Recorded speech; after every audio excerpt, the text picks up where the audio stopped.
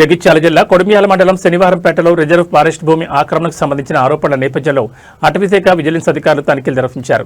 Vigilance అధికారి శివయ్య నేతృత్వంలోని బృందం అటవీశాఖ అధికారులతో కలిసి క్షేత్రస్థాయిలో స్థల పరిశీలన చేపట్టింది. 40 ఎకరాలకు పైగా అటవీ భూమి ఆక్రమణకు గురైనట్లు వచ్చిన ఫిర్యాదులు, ఆరోపణలపై అధికారులు విచారణ జరుపుతున్నారు. భూమి విస్తీర్ణం, రిజిస్ట్రేషన్ వివరాలు, పట్టాదారుల సమాచారం, గతంలో నమోదైన కేసులు, విధించిన జరిమానాలపై ఆరా తీస్తున్నారు. అలాగే సంబంధిత శాఖ అధికారుల పాత్రతో పాటు టేకు చెట్లను నరికి భూమిని చదును చేశారన్న ఆరోపణలపైన అన్ని కోణాల్లో దర్యాప్తు కొనసాగుతోందని అధికారులు తెలిపారు.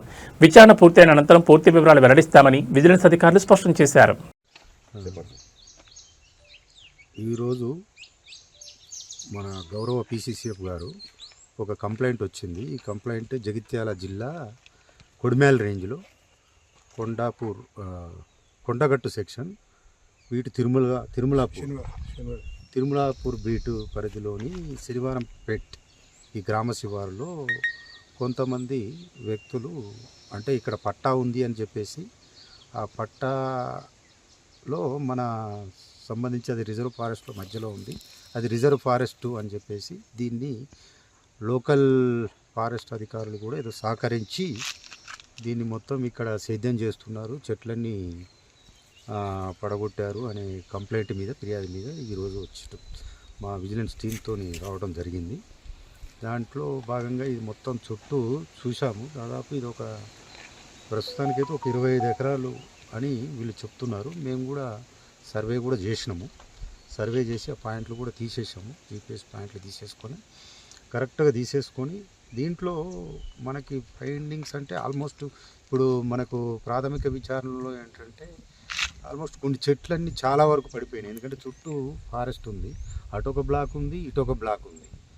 మా గెజిట్ దాని ప్రకారం, మా ఫారెస్ట్ వాళ్ళు చెప్పే దాని ప్రకారం అటొక బ్లాకు, ఇటొక block, Shanivarampeta block 1, Shanivarampeta block 2.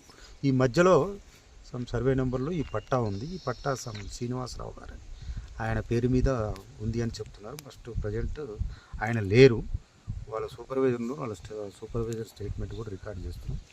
అంటే ప్రాథమికంగా ఏంటంటే ఇప్పుడు మనం ఏందనేది డైరెక్ట్గా ఇప్పుడు రిజర్వ్ ఫారెస్టా కాదా అంటే, ఇప్పుడు రిజర్వ్ ఫారెస్ట్ అనేది మా ఫారెస్ట్ లేయర్స్ ప్రకారం అయితే రిజర్వ్ ఫారెస్ట్లోనే పడుతుంది. But whereas in gazette notifications ప్రకారం అవన్నీ చూస్తూ అంటే అవన్నీ ఇంకా మనం వెరిఫై చేయాలి. చేసిన తర్వాత మనం ఫైనల్గా నిర్ధారణ కావచ్చు, ఇది రిజర్వ్ ఫారెస్టా పట్టా కావచ్చు.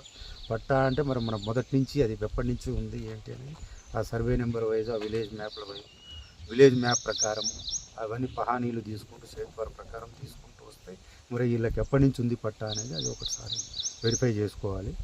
దాని ప్రకారం లాట్ ఆఫ్ డ్యామేజ్ అయితే ట్రీ డ్యామేజ్ అయింది.